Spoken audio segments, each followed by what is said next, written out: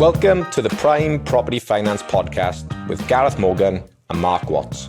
This unique podcast will dive deep into all areas of property investing finance, going behind the scenes with property professionals, investors and clients. Between us, we have 35 plus years experience in property finance. The podcast has been launched to share knowledge, mindset requirements and experiences of successful investors and professionals. We aim to simplify many of the complicated areas of finance and investing and provide valuable and easy to implement tips. Keep an eye out for our new longer episodes every Tuesday and our shorter ones every Friday. How to build a 7 or 8 figure property portfolio without burning out or going bust. In this episode, we're going to run through some key talking points and key considerations on how to build a 7 or 8 figure property portfolio and just kind of get under the weeds of the things you should consider if you've just starting out in property or if you've got a portfolio already and you're looking to scale that. So let's jump into it. So number 1, mindset shift. What would you need to do is understand that to go from owning one buy-to-let to a portfolio is absolutely achievable, but you need to actually think like a business owner rather than just somebody who's doing this as a part-time hobby. It's not just about owning property and having the kudos or the ego thing around being a property investor and a property owner. It's about creating leveraged cash flowing assets. I speak to people all the time around understanding what their goals and ambitions are. And ultimately what we talk about a lot with investors, you need clarity. You need to define your why. Why are you doing this? Is it that you want more freedom? Is it that you want to create a legacy? Is it that you want to create more income, more impact and be able to give back? There's so many things that you can do with property, and property is a vehicle that allows you to kind of get more time back or build an income or build a pension pot. But until you actually know what your goals and your targets are and you're really clear on that, then it's going to be really difficult to understand what your timeline is and what your strategy needs to be. Because if you're 30 years old and you're looking to build a pension pot, then and you want to retire at 60, then you've got a 30-year timeline. You will have a very different strategy to somebody who is 60 years old and has no pension and they need to create something quickly now. So it's understanding how much time you have, how much cash you have, and how much knowledge you have. Those are the 3 components around investing in property. A lot of people will have one of those, maybe 2, but very rarely people will have all 3, knowledge, time, and money. So if you only have 1 or 2 of those, then you need to either find the other, you get some time, get knowledge or get some money. And those will, once you put those 3 together, then you'll be able to do more deals. So once you've shifted your mindset to actually understand, right, where are you going and what are you trying to achieve, then starting putting that plan together and working backwards. So starting with the end in mind and starting from the end and working backwards. So think about where you are now and then where you want to go. Look at what your current income is and think about what your borrowing power is now. Assess what you could buy now if you were ready to buy. But also, if you look at your income now and your lifestyle now, and then decide what you want your income and lifestyle to be in the future, then it'd be far easier for you to work backwards and then break it down to see what's realistic and how you're going to get there. The next part then is actually setting realistic, scalable goals. So, for instance, you might say, I want to build a £1 million portfolio in the next 5 years, which cash flows £3,000 a month. So breaking it down again, so how many properties does that mean that I need to buy?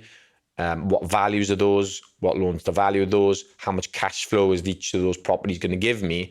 And then if each property gives you £300 a month in net profit after mortgage, maintenance, voids, management, and you want to get a £3,000 net income, then you know that you're going to need 10 of those properties.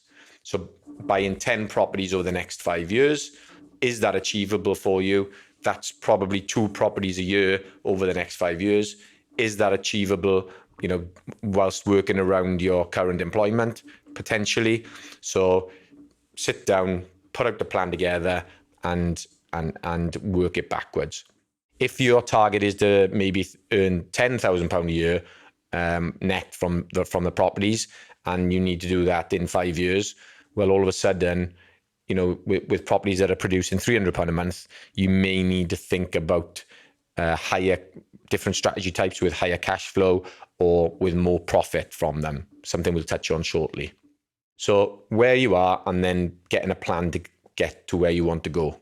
Number 3 would be power of leverage, understanding how mortgages and bridging finance and cash flow can help boost that. So if you just build up a pot of cash and just use that cash, it's going to take you a long time to save, buy in cash, and then buy the next property to build your portfolio. So it's taken time to understand how mortgages can help fuel that. And then something we talk a lot of time about is momentum investing, and how you can, the concept of recycling your cash, your deposit and your refurb money via the BRR strategy, which is buy, refurbish and refinance, or buy, add value and then refinance. And you can add that value in different ways, but we touched on that in another podcast. So how can you recycle the same pot of cash to keep going and keep the momentum in your portfolio growth going to get to where you want to go? Understanding then the difference between good debt and bad debt. So good debt would be mortgages, bridging finance used for the right property type, investor finance, whereas bad debt would be, taking out credit cards to go on holidays that you can't afford, buying cars that you can't afford, and understanding that, to get to where you need to get to, that the concept of delayed gratification. So not buying that car that you want now, not going on that holiday you want now, and putting all of that money into assets that will grow over time, will create an income, which will further down the line will allow you to go on those holidays and buy those cars that you want. So the delayed gratification, if you look at any of the people that have been super successful, they've plowed all of their money into buying assets and recycling that cash and building their net wealth before they start buying those things that they would like. Moving on then, once you kind of understand the power of leverage and you have a plan of where you want to go, the next step is understanding the different property strategies and how they scale. So the foundation of all buy-to-let investment is just straightforward buy-to-let, which would be, your single family lets, your single person lets, so single self-contained units. Then you move up into things like HMOs, which are houses of multiple occupancy. So these can be student lets, they can be professional lets, they can be lets for nurses and doctors, various things in different parts of the country. This could be supported living. So these are generally higher yielding properties with higher cash flow. However, there is more management involved and more turnover of tenants, more maintenance, and just more time management on your side. So if you're strapped for time, then that might not be the strategy for you. Serviced accommodation, again, that is another cash flow booster. So you can get serviced accommodation, otherwise known as Airbnb, previously known as holiday let. So these are great, higher turnover, more management, again, because of the cleaning, the changeovers, the management of maintenance, but they can be very lucrative. Commercial conversions or mixed use. Again, this is as we sliding up the scale in complexity. They're more advanced strategies, but they can produce huge amounts of profit. And then ground up developments, which is, new build developments. Again, a lot more involved. It's more of a business, but can be very fruitful when this is done properly.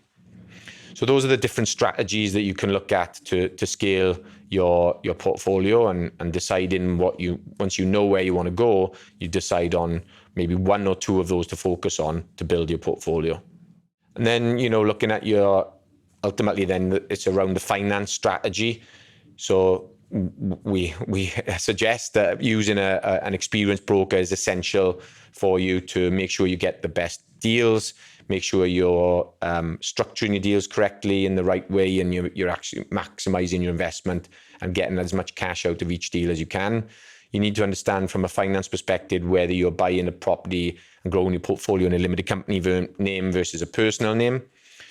whether you are looking at capital repayment or you're looking at capital repayment or interest only, which will mean, a difference on your cash flow for each deal, or are you buying just for capital appreciation rather than cash flow?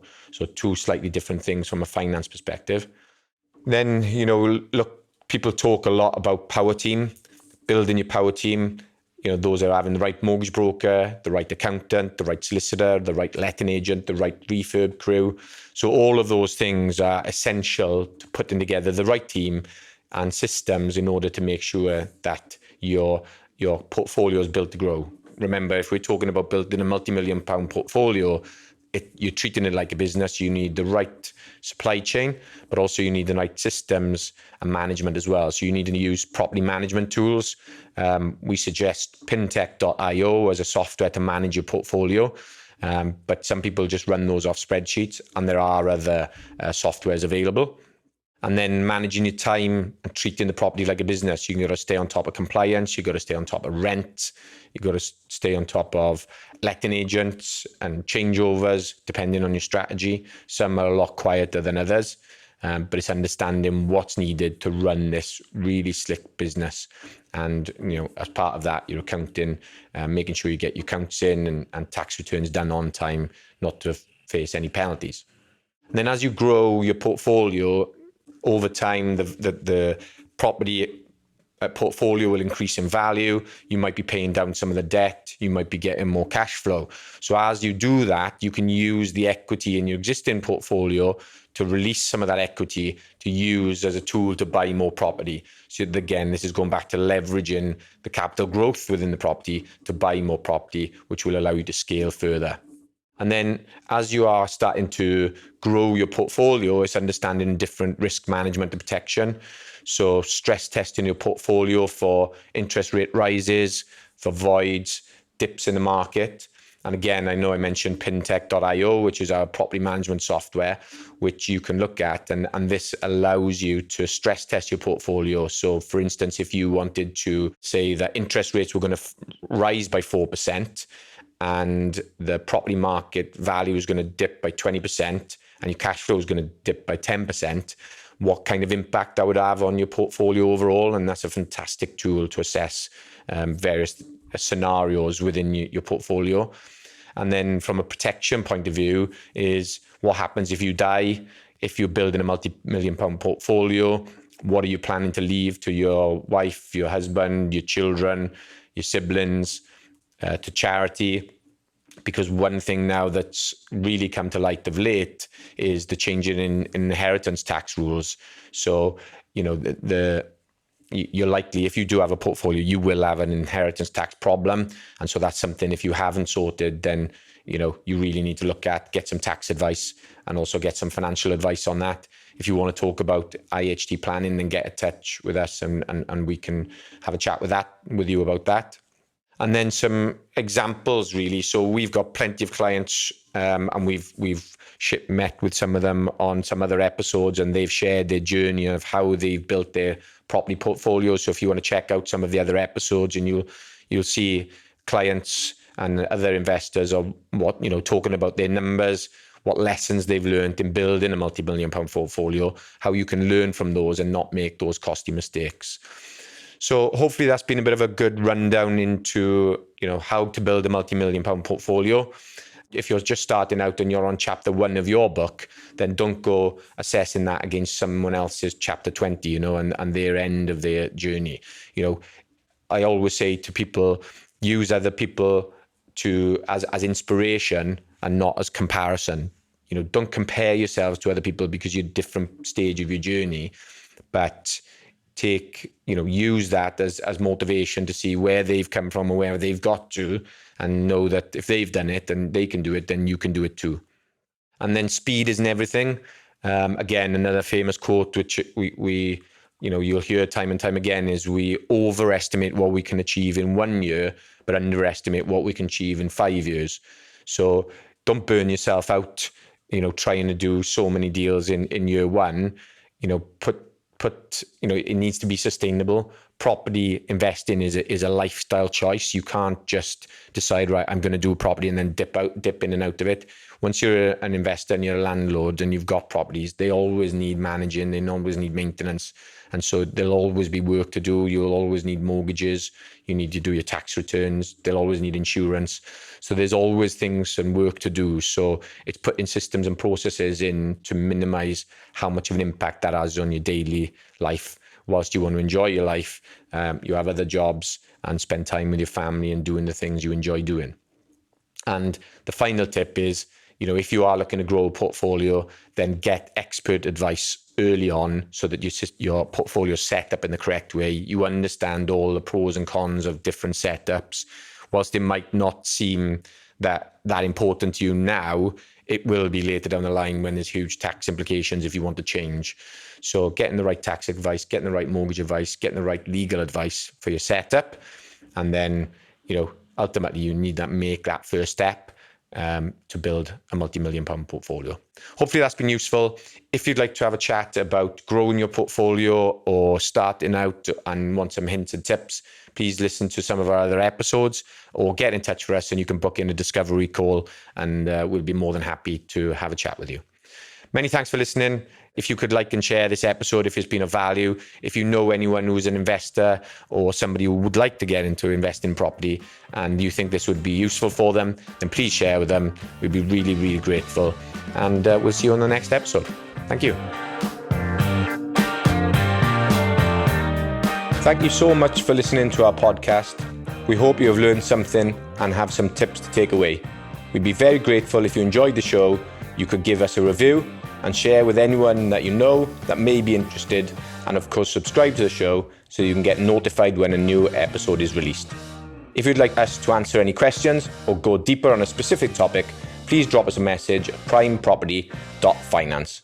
See you on the next episode.